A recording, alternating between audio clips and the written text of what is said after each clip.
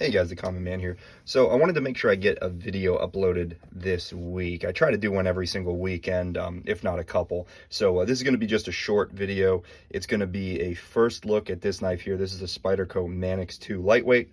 I decided to do a first look on this knife just because I was so surprised at this knife. It was a knife that really I didn't have very high expectations of.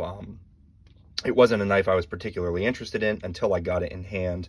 I went to a knife shop kind of on the eastern shore of Maryland, and just a little knife shop, Willie Knives. Check it out if you're in the area. I was very impressed by their collection. Awesome people.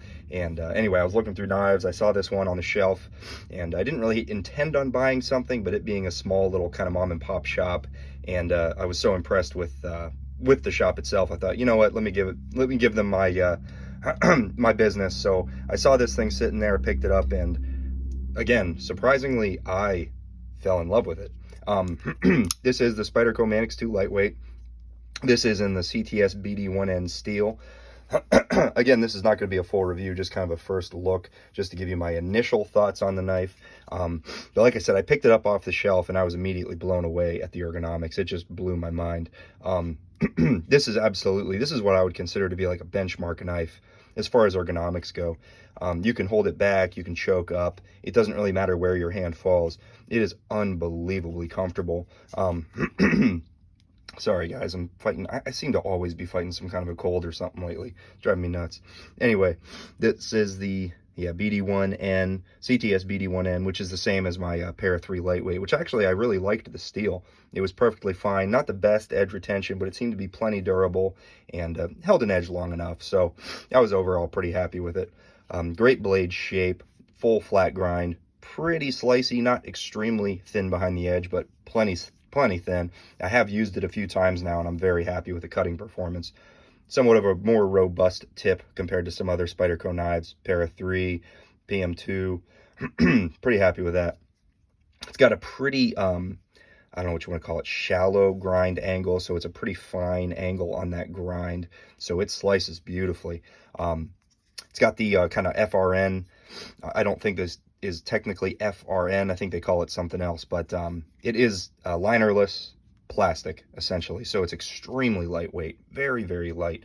One thing I was impressed with this knife is how light it is and how much knife you get for the weight. It's really incredible.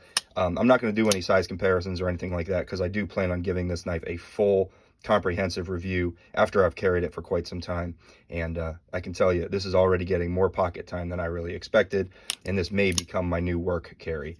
So overall, very nice. It's got that awesome, like spider web kind of grip texture on there, same as a lot of other Spyderco knives. It's one of my favorite, it is my favorite grip texture for this type of FRN plastic. It's very grippy, very nice. But yeah, overall, you know, nice wire clip.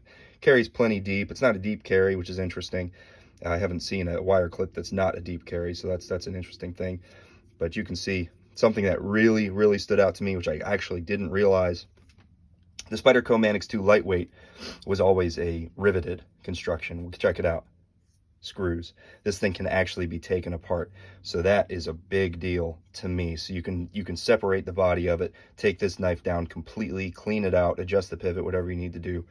Very cool. I didn't even realize they made a version like that, but apparently this is kind of a new, I don't know if it's CQI or just an updated version, but very cool. Very happy with this knife. Again, stay tuned for the full review. I plan on doing that probably in the next few weeks. And overall, again, super cool knife. Definitely worth checking out. Thanks, guys.